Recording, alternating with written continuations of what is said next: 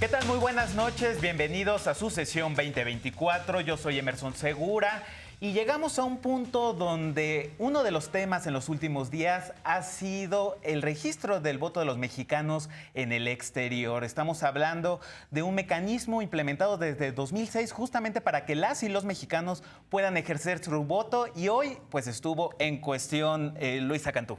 Muchísimas gracias, Emerson Segura, también a quienes ya nos acompañan. Estamos a exactamente la mitad de las campañas, ha pasado mes y medio desde su inicio, falta todavía otro mes y medio de aquí al 2 de junio, al 29 de mayo, digamos que cierran estos ejercicios de promoción y de convencer a la ciudadanía, y vamos a detenernos en algunos de los estados que se consideran joyas de la corona, los que son clave por diferentes factores, entre ellos el número de personas que van a votar o la lista nominal. ¿Te parece si empezamos? Empecemos.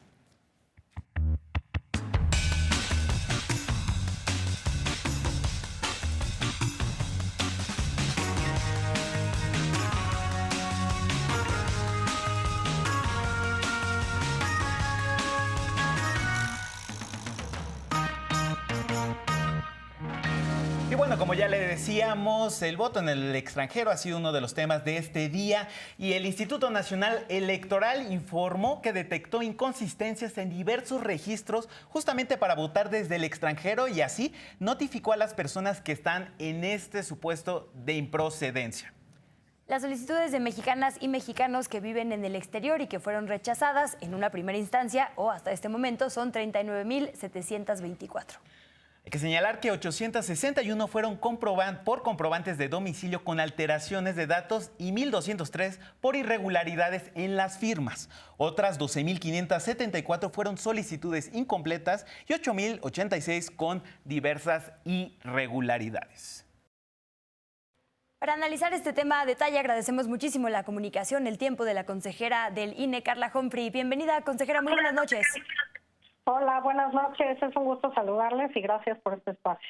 Al contrario, gracias a usted. Entiendo que el tema que ha acaparado, digamos, el día de hoy los reflectores y los medios de comunicación es este número, 39,000 personas que no lograron por un motivo u otro el registro. Podemos ir un pasito atrás y hablar más bien de si este número de personas que lo solicitaron es alto o pequeño, es decir, en la gran lista nominal entiendo que hay como 11 millones de personas que viven en el extranjero. Sé que no todas son elegibles para votar, pero de este gran número, ¿cuánto representa la gente que sí intentará votar? ¿Es una buena cifra?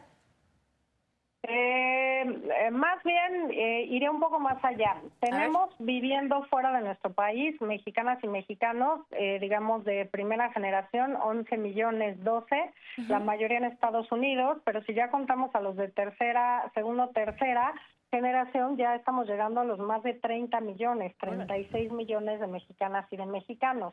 De estos, tenemos ya credenciales emitidas en el extranjero, 1.5, casi 1.6 millones de credenciales. Eso no quiere decir que personas mexicanas que residan fuera no tengan una credencial emitida en territorio nacional. Recordemos que tiene una vigencia hasta por 10 años las credenciales para votar. De ahí que, bueno, sí, el número pues es el más grande que se ha logrado también respecto del registro para votar desde el extranjero. En un primer momento estas cifras eran de 226,000 más o menos. Después de revisiones se llegó a un total de 187,388 registros, de los cuales 84,119 son mujeres, 103,269 son hombres. Y habría que decir aquí que a partir de esto, recordemos que pues esto está regulado en distintos acuerdos del Consejo General. Uno de ellos sufrió modificaciones para hacer una prórroga al registro para que pudiera aumentarse la fecha hasta el 25 de febrero. Con base en este número y en este aumento en las solicitudes de registro, pudimos ver pues un aumento de personas que se registraban para votar desde el extranjero con credencial emitida en nuestro país. En noviembre de 2023, este acumulado representaba 12.8% de solicitudes. En diciembre ya era el 20.42%. En enero ya subió significativamente al 44.45% y en febrero cerró en 56.5%. Quiero decirte en un primer momento que es importante que los registros que se mandan se presumen de buena fe, es decir, que la copia de la credencial del para votar, la firma autógrafa que la debe acompañar, el documento comprobante de domicilio, pues se presume de buena fe de primera instancia y por eso llega este correo de que pues el registro ha sido validado. Con base en esta determinación de hacer una revisión, no es nueva esta revisión, se hizo también en 2018 y se hace constantemente. Por ejemplo, vamos a determinar la validez y definitividad de todos los listados nominales a finales de este mes de abril, es decir que siempre estamos en esta permanente depuración de nuestros listados nominales porque es la base de nuestra columna vertebral para las elecciones, para garantizar que cada persona puede votar y puede hacerlo obviamente solamente en una ocasión. Así que determinamos hacer una revisión solicitada por partidos políticos y también por algunas consejerías, pues de este aumento de solicitudes de registro con credenciales emitidas en territorio nacional, y así se detonaron análisis en torno a distintas variables, por ejemplo, algunas geoelectorales, de dónde provenían estos registros, otras de las direcciones IP, otros de los códigos postales de las credenciales en las cuales se registraban para votar, y también se hicieron 3 verificaciones de campo para ver si estas personas que con credencial para votar emitida en México, que se habían registrado para votar desde el extranjero, efectivamente habían sido estas personas quienes se habían solicitado registrar desde el extranjero. Aquí en una primera revisión con estos criterios determinamos 54,685 solicitudes que comenzamos a revisar, 42,436 las revisamos en gabinete y 5,171 las hicimos en operativos de campo. Así que quiero decirte que pues esta revisión pues es muy importante para el INE, pero también para la ciudadanía, para darles garantía de la confiabilidad del listado nominal de los 4 que vamos a tener por primera vez para una elección presidencial: el listado nominal en el país, en territorio nacional, el listado nominal en el extranjero, el listado nominal para voto anticipado y el listado nominal para personas en prisión preventiva. Así que en estos supuestos encontramos pues distintos casos de, por ejemplo, firmas ilegibles, fotocopias de la firma en lugar de la firma autógrafa, que cuando ya amplías y empiezas a revisar la firma se empieza a pixelear y ves que no es una firma autógrafa, sino pues una fotocopia de una firma, o la falta de coincidencia de la firma con la credencial, o por ejemplo que los comprobantes de domicilio, pues en algunos casos se presentó el mismo comprobante y solamente cambiaba el nombre de la persona, pero por ejemplo podía ser el comprobante de un estado de cuenta y aparecía el mismo número de cuenta y el mismo saldo y solo cambiaba el nombre de la persona. Y por tanto, pues el INE se dio a esta labor de mandar, yo creo que por un error de comunicación, sin duda hay que aceptarlo, estos 39,724 correos en este fin de semana, pero ya justamente antes de este domingo se habían enviado ya correos personalizados para que cada persona pudiera saber cuál era el tema que tenía que subsanar. ¿Qué quiero decir con esto? Que nadie está excluido, estos 39,724 casos en este momento no están excluidos de la posibilidad de votar. ¿Por qué?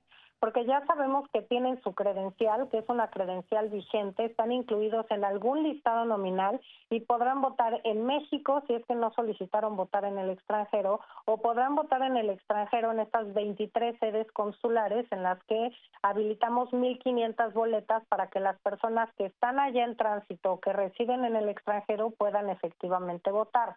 Ahora bien, si se subsanan pues estas anomalías o estos errores, podrán votar por la vía por la que eligieron, que la mayoría de las personas ha elegido votar por internet desde el extranjero, algunos otros lo han hecho postal y sí ha habido una alta incidencia, particularmente desde Europa, para el voto en el extranjero vía presencial en sedes consulares, particularmente en Madrid. Por tanto, en este momento abrimos este periodo hasta el 5 de mayo para estar con las y los mexicanos que decidieron votar desde el extranjero y que residen allá, para poder ayudarles a subsanar estos datos y poder incorporarlos al listado definitivo de personas que pueden votar desde el extranjero. Perfecto. Y consejera, le habla Emerson Segura. Por un lado, es decir, desde el Instituto Nacional Electoral nos dice nadie está excluido, es decir, aún hubo errores de comunicación a partir de los correos que se mandaron, los correos electrónicos, pues simplemente se les tienen posibilidad los mexicanos que se registraron de subsanar estos errores en su documentación, tengo entendido, consejera. Y en ese sentido quería preguntarle...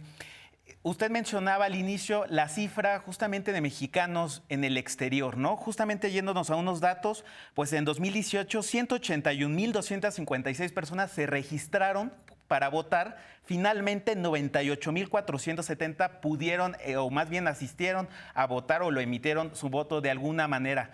¿Cuál, consejera, tendría que ser el papel justamente del instituto para promover la participación de los mexicanos en el exterior cuando tenemos también, si bien una cifra, la alta de participación, todavía es muy menor en comparación de la cantidad de mexicanos, por ejemplo, que hay en los Estados Unidos?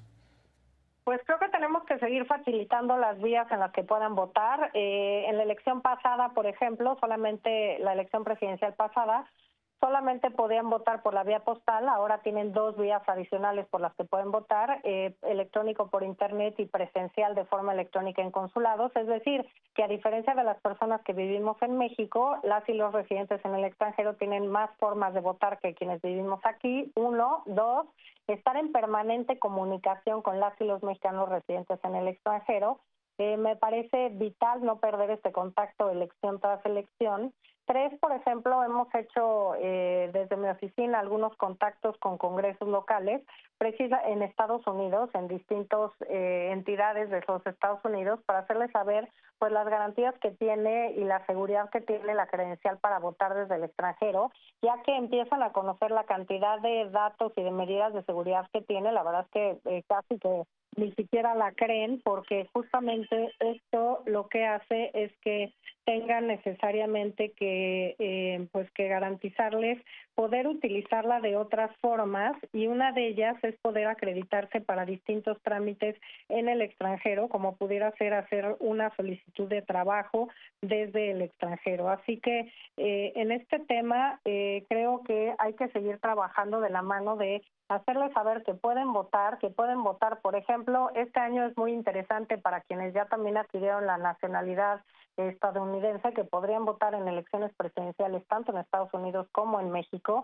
hacerles llegar la información y tener los canales adecuados de comunicación. En este sentido ha sido muy importante el trabajo que hemos hecho de la mano de la Cancillería, de la gente que las y los mexicanos que están en contacto con nuestras sedes diplomáticas en el extranjero, que ha sido importante fuente de acercamiento con las y los mexicanos allá, con distintas asociaciones de migrantes que radican obviamente fuera de nuestro país, pero que tienen mucho interés en seguir colaborando y estar al tanto de la política y de las decisiones que se toman en nuestro país, particularmente cuando una de las principales, o si no la principal fuente de ingresos, es justamente las remesas que llegan a nuestro país. Así que creo que tenemos un tema importante. Creo que hemos avanzado mucho, pero si tenemos 1.5 millones de credenciales entregadas en el extranjero, emitidas allá, y solamente tenemos 226,000 personas que se registraron para votar, ahí tenemos una brecha importante de acercamiento en quienes sí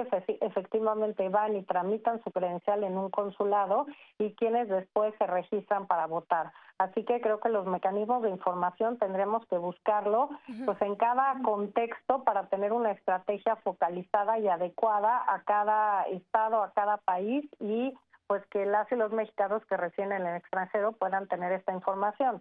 Casualmente, o estando en el extranjero, nos mencionan que la principal vía de enterarse que pueden votar es justamente sus familiares y sus amigos dentro de México, que les avisan que pueden votar desde el extranjero y cuáles son los trámites que tienen que seguir, y ya los redirigen a a la página del INE o al teléfono del INE para solicitar más información.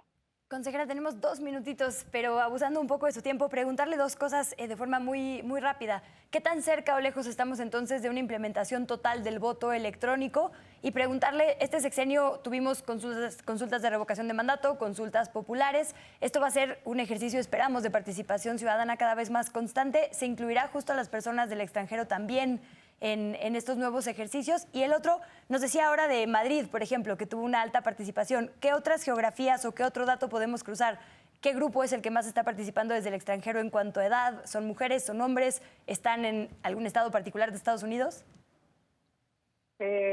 Muchas preguntas. El voto electrónico a mí me parece vital. Tenemos que transitar hacia el voto electrónico. Solamente a nivel federal estamos ya imprimiendo 317 millones de boletas en papel y en papel seguridad solamente para 3 elecciones: presidencia, senado y diputaciones. Imaginemos que además tenemos elecciones en 31 congresos locales y por primera vez en 32 entidades federativas. La cantidad de papel que utilizamos en las boletas, en la impresión de boletas y material electoral es impactante, y yo creo que tenemos que ir moviéndonos hacia modelos más sustentables de votación y por tanto incluso abaratar costos. Segundo, el tema, sí, el más alto consulado en el que se registró presencia para votar presencialmente justamente fue el de Madrid, y después pues los de Estados Unidos, Los Ángeles, Dallas, Chicago. Los Ángeles y Chicago, los otros dos, que numéricamente pues ya sabemos que tenemos el mayor número de concentración de personas mexicanas viviendo por allá. Tercero, ya no me acuerdo qué más me preguntas. Números puntuales. Tenemos un fenómeno distinto pasa a nivel nacional y del voto en el extranjero, que tenemos más hombres que se registran para votar desde el extranjero que mujeres. Usualmente en nuestro país pues el padrón son 52% mujeres, las que votamos son más mujeres en todos los grupos etarios, y además quienes más participan en política, incluso las que son militantes de partidos políticos, conforman esta base más mujeres que hombres, las y los militantes de los partidos políticos, y este número, digamos que es al revés en el voto desde el extranjero. Pues muchísima información en poco tiempo, muy bien resumida. Gracias, consejera Carla Humphrey. Micrófonos abiertos, ya lo sabe, por acá en este espacio. Muchísimas gracias por el espacio y saludos a su audiencia.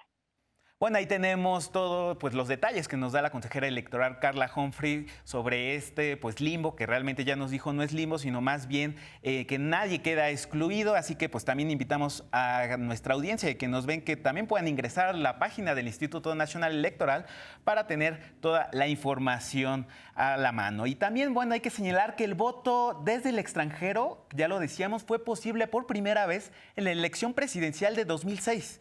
Pero ¿qué tanto han tenido éxito? ¿Qué tanto se ha participado? Vamos a ver la siguiente pieza.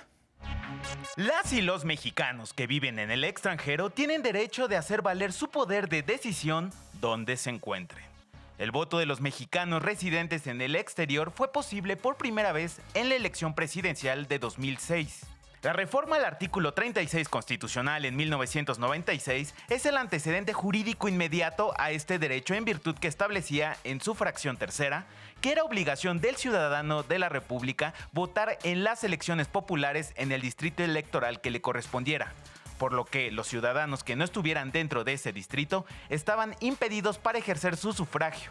Con la modificación constitucional se suprime el elemento geográfico, para establecer que es obligación del ciudadano votar en las elecciones populares en los términos que señala la ley. El primer país en adoptarlo en América Latina fue Colombia en 1962, seguido por Brasil en 1965. Sin embargo, cabe recordar que estos países pasaron por procesos de deterioro democrático, así como de dictaduras. A la fecha, son 21 los países de la región con algún mecanismo de voto extraterritorial. Desde la implementación del voto de los mexicanos residentes en el extranjero, se han llevado a cabo varias experiencias. En 2006, 40.876 ciudadanos se inscribieron para votar en el exterior con una votación recibida de 32.621 votos. En 2012, se inscribieron 59.115 con 40.714 votos recibidos, y en 2018, 181.256 y 98.470 lo ejercieron. En marzo de 2016, inició la producción de credenciales de elector para mexicanos que no viven en territorio nacional. Cabe señalar que no contar con ella fue uno de los principales obstáculos para que los connacionales emitieran su voto en el exterior en las elecciones presidenciales de 2006 y 2012. En las elecciones de 2018, de los votos emitidos en el exterior, Andrés Manuel López Obrador alcanzó el 63.8% de los votos, Ricardo Anaya del PAN 26.3% y José Antonio Meade del PRI 4.2%. En el proceso de revocación de mandato 2022, 17.809 se inscribieron para votar y se ejercieron un total de 8.287 votos. 6.324 votaron porque el presidente de la República, en este caso Andrés Manuel López Obrador, siguiera en el cargo.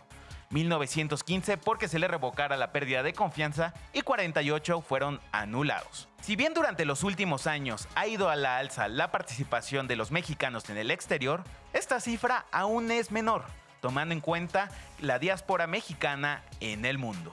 Sucesión 2024, Emerson Segura. Cerramos así este primer bloque, permítanos una pausa y regresamos con más aquí en Sucesión 2024.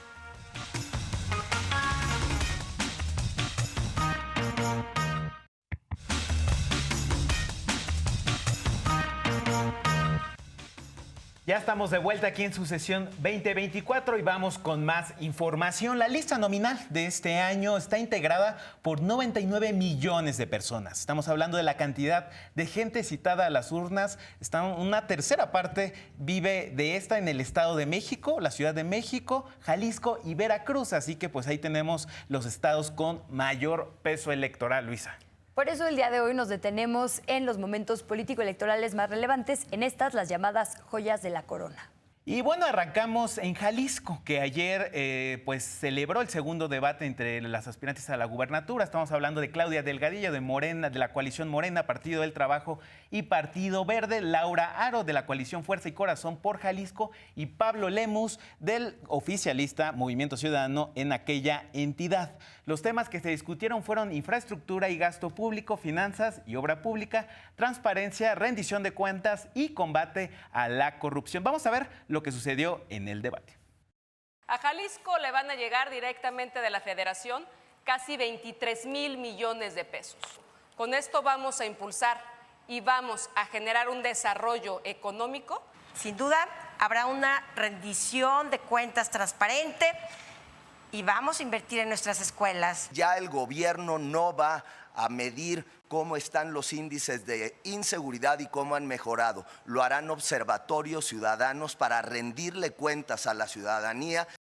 Para seguir analizando las particularidades de Jalisco, especialmente después de este segundo debate, saludamos y agradecemos el tiempo de Omar García Santiago, es director de noticias de Canal 44 y radio de la UDG de la Universidad de Guadalajara. ¿Cómo estás, director? Bienvenido, Omar.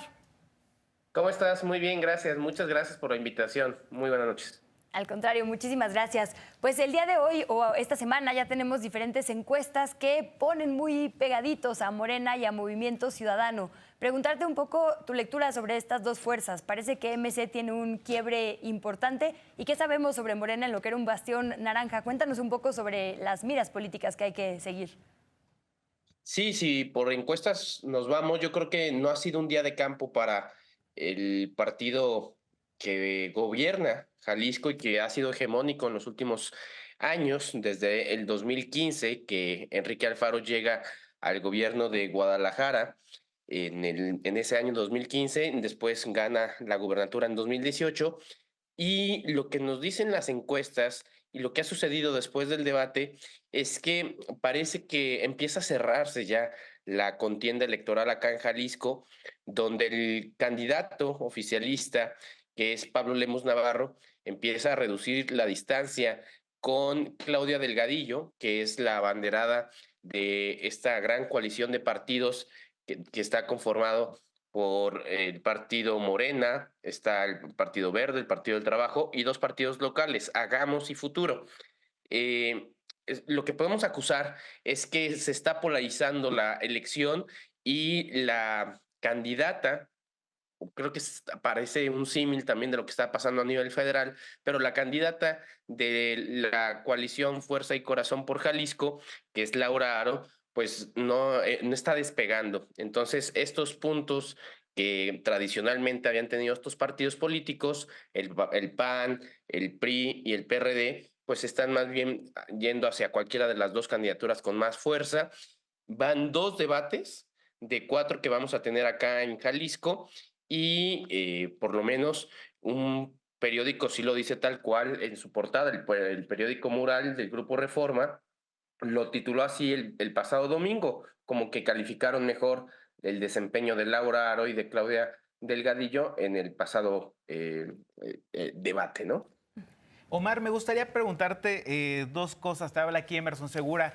Hola, Emerson. Tengo la impresión que el modelo, por así decirlo, el modelo de Movimiento Ciudadano en Jalisco y el modelo en Nuevo León, ¿no? Eran una especie de referentes, porque desde luego eran los bastiones de este partido, o sea, las entidades que gobiernan, pero la fractura al interior de Movimiento Ciudadano a partir del alfarismo, pues al parecer ya está causando sus efectos, provocando incluso que ya esté más cerrada la elección y que Morena esté por encima. Es decir, Enrique Alfaro no estaría pudiendo pues transferir el poder por lo menos al candidato de su misma fuerza política. Si bien Alfaro ha tomado distancia, pues digamos que lo lógico sería que su apuesta sería Lemus, aunque no necesariamente es así. Y por otro lado, tengo la impresión de un voto diferenciado. Es decir, quien vota en Movimiento Ciudadano a nivel local, tal vez por Lemus, lo estará haciendo a nivel federal por Claudia Sheinbaum, ¿no? O sea, tengo la impresión que, por lo menos lo que he visto en los últimos días, que también está en un dilema, ¿no? El electorado jalisciense, justamente tal vez porque la opción a nivel federal, Álvarez Maínez en este caso, pues difícilmente va a poder tener un lugar pues competitivo a nivel federal, ¿no, Omar? Sí, justo lo que dices. En primer lugar, el partido en el gobierno, que es Enrique Alfaro, para empezar, el gobernador parece que no está haciendo un trabajo político electoral a favor del candidato que se supondría que es su favorito, ¿no? Que es Pablo Lemus.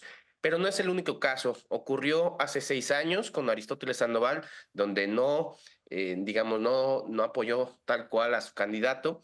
Ocurrió hace 6 años, ocurrió hace 12 años también con Emilio González y ocurrió hace 18 años con Francisco Ramírez Acuña. Entonces, algo sucede que los gobiernos, el gobernador no apoya al candidato que está emergiendo de su partido, así como lo comentas. Y el segundo punto también tiene que ver con el proceso que lleva dentro Movimiento Ciudadano. Movimiento Ciudadano tiene a su líder, que es Dante Delgado, y Dante y Enrique Alfaro no están viviendo su mejor época. Digamos que están distanciados, ya se nota muchísimo. Ha venido aquí el candidato Álvarez Maínez y no tiene la presencia del candidato a gobernador en los mítines y en los diferentes estados en los que ha recorrido, incluso en la propia Universidad de Guadalajara. La semana pasada Álvarez Maínez vino y pues nada más lo acompaña Dante y el equipo federal, ¿no? Pero el partido, digamos, en la localidad no es así. Y la otra cosa que me preguntabas, yo creo que también tiene que ver que en Jalisco hay voto diferenciado desde hace años. En 2018 ganó Andrés Manuel López Obrador y ganó Enrique Alfaro. Yo creo que podrían repetirse la dosis porque Claudia Delgadillo también podría no ganar, pero sí ganar Claudia Sheinbaum, ¿no? Entonces, digo, todavía falta cerca de 48 días para que se lleve a cabo la elección. Yo creo que todavía podemos ver cosas así, sorpresas, ¿no? Sin duda. ¿Y cuáles son los temas, dirías, Omar, desde tu trabajo justo como periodista, que son los centrales, los medulares, no solo en los debates, sino en esta contienda? Mira, aquí en Jalisco el tema de los desaparecidos yo creo que es el más grave. La crisis forense también es muy grave y son dos de los temas que ningún candidato de ningún partido ha dado una posible solución, ¿no? Los debates, a diferencia del nivel federal que van a ser 3, acá van a ser 4 y los candidatos no han dado buenas propuestas, no han dado seguimiento, ni siquiera se les ve interesados en abordarlo. Creo que también el tema medioambiental, sobre todo porque en las últimas horas hemos tenido incendios importantes en el Bosque de la Primavera, que es el pulmón de la zona metropolitana de Guadalajara, y que desde El año 2004 estábamos haciendo la cuenta, desde el año 2004 que se generó la primera contingencia ambiental importante, pues es ya una tradición que en el periodo de estiaje, el bosque de la primavera y los bosques en general en Jalisco viven una encrucijada porque vienen estas quemas, estos incendios forestales, que lo que se ha podido documentar es que en el 90% de los casos son provocados, y después vienen los cambios de uso de suelo y las posibles construcciones o desarrollos inmobiliarios. En ese sentido, tampoco hay mucha idea.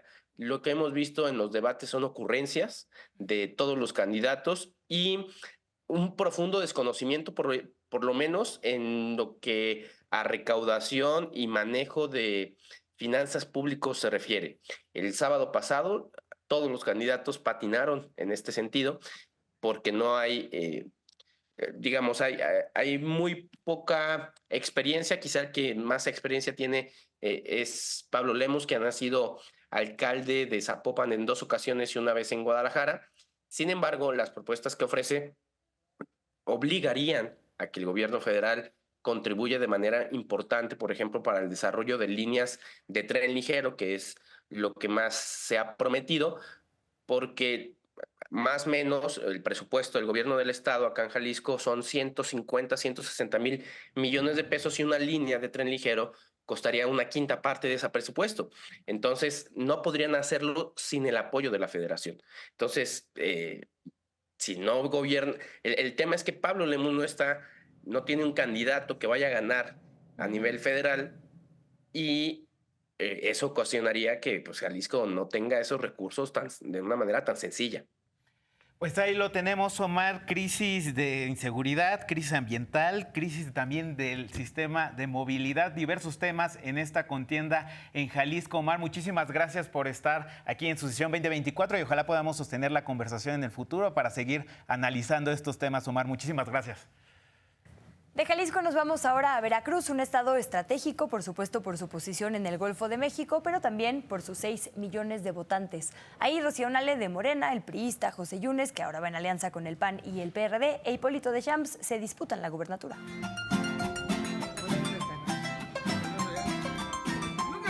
8 entidades se disputan en las urnas su gubernatura. De estas, quien tiene el segundo padrón electoral más grande en la contienda es Veracruz. Así, en la entidad está en juego no solo un gran número de votos, también un extenso territorio vital para el rompecabezas político de esta elección, tanto para quienes desean conservar su mayoría como para quienes buscan recuperar su control. Así, 3 candidaturas se perfilan en el estado del Golfo, pero ¿quiénes son y cuál es su trayectoria? Hagamos una radiografía a sus perfiles. Rocío Nale es la candidata por la coalición Seguimos Haciendo Historia en Veracruz, por Morena, PT, Partido Verde y Fuerza México. Aunque es originaria de Río Grande, Zacatecas, Nale ha desarrollado la mayor parte de su carrera profesional y política en Veracruz, donde inició su paso por el sector energético en los complejos de Pemex de Pajaritos, Cangrejera y Morelos. Su trabajo en la paraestatal la llevó a los foros de discusión de la reforma energética allá en 2008 y 2013 en el Senado. En este último fue una de las voces más críticas a la reforma energética de Peña Nieto. Su discurso la llevó a contender como diputada del PRD por el Distrito 11 de Veracruz en 2012, pero no sería hasta 2015 que resultó electa para la Cámara de Diputados, de la mano de Morena, recién creado, de quien fue coordinadora del grupo parlamentario. En 2018 ocupó por un periodo breve de 2 meses un escaño en el Senado por Veracruz, que dejó luego de que el presidente Andrés Manuel López Obrador la designara como secretaria de Energía. En su paso por la Secretaría de Energía, Nale fue encargada de la construcción de la refinería Olmeca de Dos Bocas en Tabasco, así como de la modernización del sistema de refinerías y la compra de Deer Park. El 13 de octubre de 2023 dejó el cargo para contender por la gubernatura veracruzana.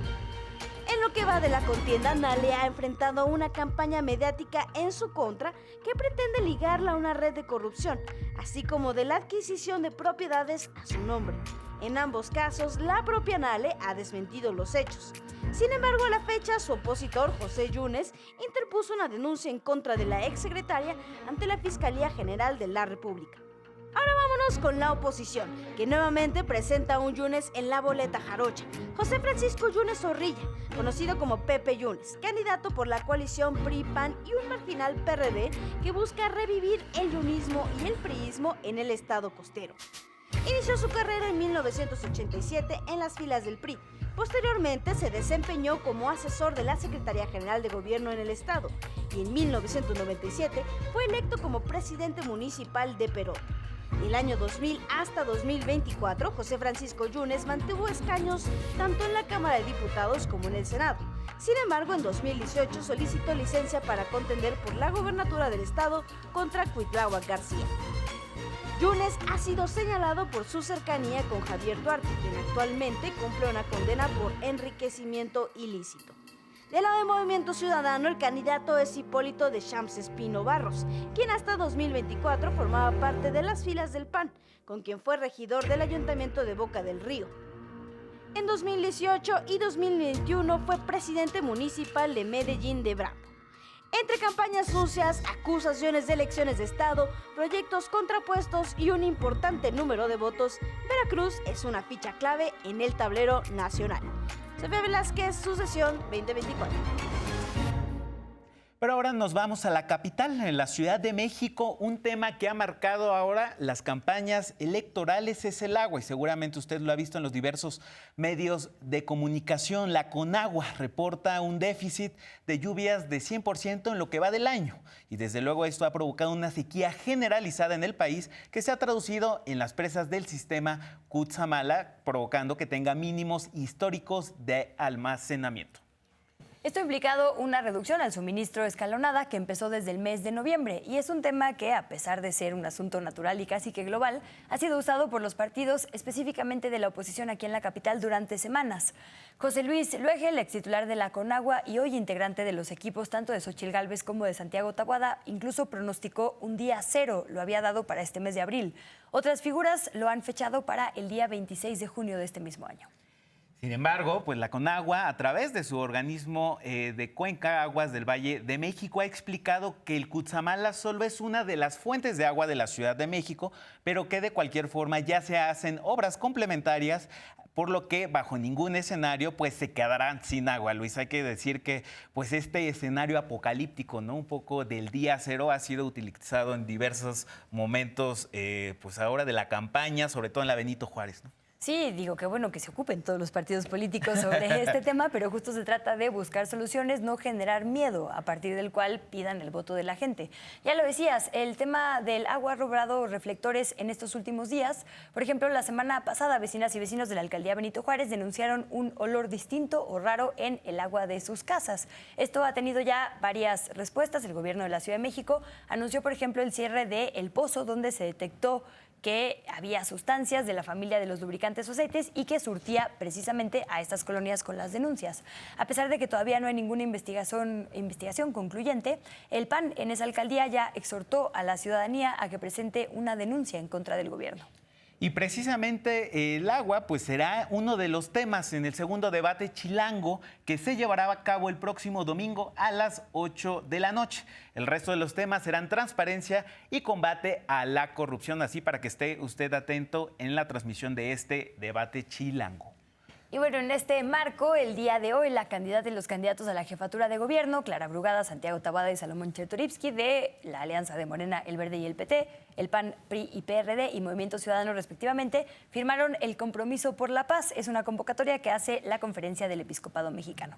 Clara Brugada aseguró que tiene muchas coincidencias, un poco similar a lo que hizo Claudia Sheinbaum cuando le tocó firmar junto con los candidatos a la presidencia de la República, que tiene coincidencia en la visión de que debe haber política pública que se debe aplicar para llegar a la paz, para lograr la paz, construir la paz, pero se distanció de algunos puntos, sobre todo del diagnóstico. De acuerdo con Clara Brugada, no se reconocen algunos avances de la 4T. Así es, Luisa, ahí tenemos justamente cómo Clara Brugada, pues digamos que replica, ¿no?, un poco la receta de la candidata presidencial Claudia Sheinbaum, ya que pues se suma a la voluntad de que se celebren unas elecciones en paz, que es creo que una voluntad compartida, ¿no?, por la ciudadanía y la sociedad mexicana, pero pues que tiene algunas diferencias respecto a lo que decía el comunicado, y en esta ocasión pues les tocó a los candidatos de la Ciudad de México. Pero bueno, cerramos esta visita a los estados clave en este proceso electoral con una revisión de cómo se están pintando las preferencias electorales ahí. Vamos con esta pieza de mi compañero Santiago León. Luisa, Emerson, estamos a 2 meses de los comicios del 2 de junio y es importante entender qué estados juegan un papel clave en la definición de las candidaturas presidenciales. Por eso, esta semana analizaremos las entidades que se dan factor en las elecciones presidenciales. De acuerdo con la lista nominal del INE, recopilado por Político MX, son 5 estados los que podrían definir a la próxima presidenta o presidente de México. Se trata del Estado de México, Veracruz, Jalisco, Puebla y la capital mexicana, Ciudad de México. Solo el Estado de México concentra a más de 13 millones de la lista nominal y la CDMX suma otros 7, Veracruz y Jalisco más de 6 millones cada una y Puebla casi 5 millones. Comencemos con el detalle del Estado de México, quien no tiene elecciones a gobernatura este 2024, pero sí a nivel local, es decir, elecciones municipales y al Congreso interno. En cuanto a su preferencia electoral más reciente, nos puede dar pista rumbo al próximo verano. Apenas el año pasado tuvo sus elecciones internas en donde la candidata de la coalición Juntos Hacemos Historia, Delfina Gómez, se impuso con el 52.71% a la candidata de la coalición Fuerza y Corazón por Edomex, Alejandra del Moral, que tuvo 44.53% de los votos. En la capital mexicana, la candidata de la coalición Juntos Hacemos Historia, Clara Brugada, lidera las preferencias con un 53% sobre un 40% que tiene el candidato de la alianza Va por la CDMX, Santiago Taboada. Y más rezagado, el candidato de Movimiento Ciudadano, Salomón Xiartodisky, con un 5%. En el caso de Jalisco, los MXistas se colocan a la cabeza como la primera opción con su candidato Pablo Lemos con un 45%, mientras que en segundo lugar se encuentra la candidata de Morena y aliados Claudia Delgadillo con el 40% y en tercer lugar la representante del Frente, Laura Jado, con un 13%. Pasamos al estado de Puebla, donde Morena está a la alza en las preferencias electorales, con Alejandro Armenta Mier, que tiene un 59% de la intención de voto, seguido de Eduardo Rivera Pérez, de la alianza del Frente PRI-PAN-PRD, con 35%, y por parte de Movimiento Ciudadano, Fernando Morales Martínez, quien suma un 4% de preferencia. Y este mismo caso se repite en Veracruz, donde la morenista Rocío Nale lidera el 53% de las encuestas. En segundo lugar se encuentra el panista José Francisco Yunes Zorrilla, con un 40%, y en tercero el representante de los Naranjas, Hipólito de Champs Espino, con solamente 5%. De los 5 estados claves para los comicios del 2 de junio y quitando al Estado de México, que ya tuvo elecciones, Morena se encuentra a la cabeza en 3 estados. De seguir esta misma tendencia, los del partido Guinda se harían de estas identidades y eventualmente la victoria en estos estados sería un benefactor para su aspirante a la presidencia, Claudia Sheinbaum. Hasta aquí las encuestas, Luisa y Emerson, nos vemos la siguiente semana. Muchísimas gracias. Ya lo decíamos, este corte de caja a exactamente la mitad de esta carrera por 9 gubernaturas, por la presidencia y, bueno, 20,000 cargos de elección popular. Vamos a una breve pausa y regresamos con más.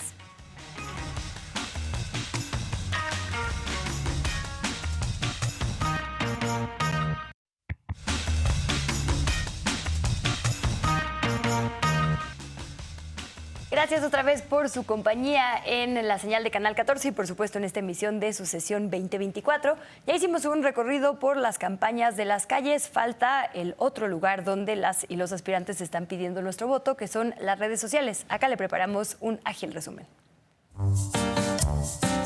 A 47 días de los próximos comicios del 2 de junio, las y el candidato presidencial continúan sorprendiéndonos con todos los contenidos que comparten a través de sus redes sociales, por lo que esta vez analizamos su actividad en TikTok, después del primer debate del domingo 7 de abril. De acuerdo con la herramienta K-Hole, del 7 al 13 de abril, Claudia Sheinbaum, candidata presidencial por la coalición Sigamos Haciendo Historia, quien cuenta con una comunidad de 2.43 millones, publicó 20 videos y tuvo un aumento de 11.12% en el número de seguidores. Su pico más alto de vistas fue el 7 de abril, con aproximadamente 10.2 millones de vistas. En el caso del aspirante de la coalición Fuerza y Corazón por México, Xóchitl Gálvez, que cuenta con 465,046 seguidores, compartió 28 videos. Y de igual forma, en su pico más alto, registrado el 7 de abril, obtuvo 7 millones de vistas y continuó con una tendencia general a la baja a lo largo de la semana. Mientras que Jorge Álvarez Maínez, candidato por Movimiento Ciudadano, experimentó un crecimiento acelerado en el mundo digital. Sus seguidores en TikTok superaron los 968,000, lo cual le dio un crecimiento de 308.5%. Posteó 33 videos en este periodo y también registró un alza en sus vistas de 17 millones el domingo 7 de abril. ¿Cuáles fueron sus contenidos? Aquí te mostramos los más emblemáticos. La aspirante Claudia Sheinbaum compartió un TikTok, donde se le observa conociendo a un lomito en moto, o el motopapi. Bueno, hasta los perritos saben que va a ganar la motomami.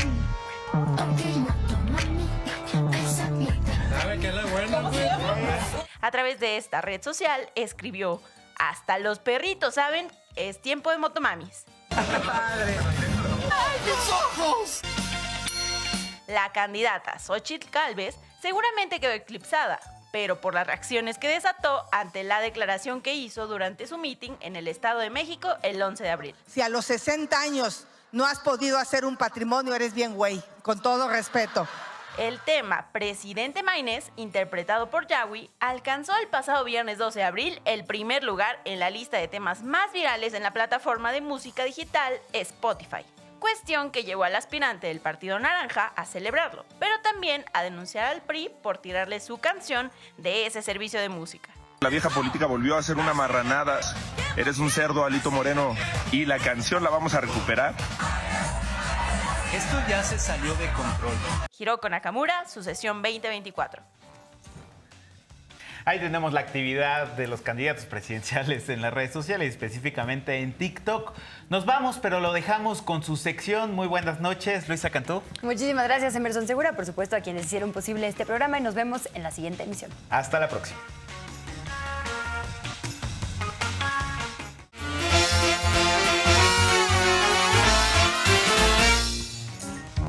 Seremos francos. En esta su sección hemos ladeado un poquitín las cosas.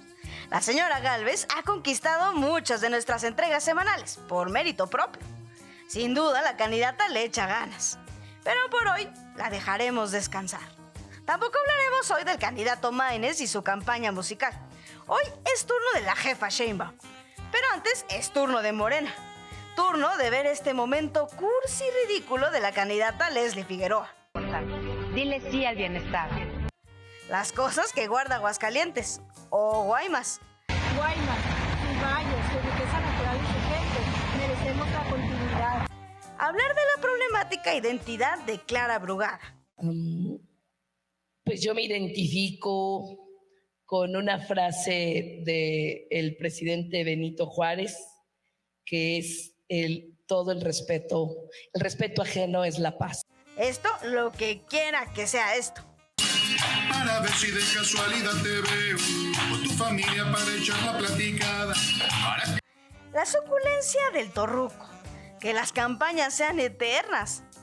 Y bueno, en esto de ponerse la camiseta y hacer campaña, pocos lo hacen con tanta enjundia y tan poquitín miedo al éxito como la chihuahuense Andrea Chávez. El eclipse solar lo tiene claro. Es la C de Claudia, el plan C.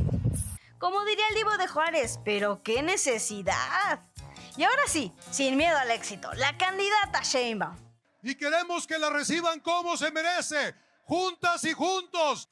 Le han dicho de todo, dama de hielo, mujer sin corazón, le ha criticado su acento tabasqueño postizo, su pelo chino, su pelo lacio. Le han criticado también que supuestamente no tiene madera propia y que está nomás montada en las espaldas del presidente. Y desde acá lo que vemos es que están equivocados. No es que no cometa errores, los ha cometido. ¡Que siga la corrupción! ¡Que siga la transformación! No es que no se caiga. Se ha caído. Vemos que con sus asegúnes, la candidata Sheinbaum avanza o se mantiene. Vemos en ella consistencia. que no es muy propia para el humor, consistencia, que no es lo mismo que el carisma que gana corazones, pero que en la circunstancia presente esa consistencia es necesaria y suficiente para ir adelante, muy adelante, al parecer en esta carrera que ya va a la mitad, donde su presencia, así medio ñoña y serena, ha resultado aplastante. En la facultad me sacaron del salón. ¿Te sacaron del salón? ¿Por qué? Pero bueno, puros cuates.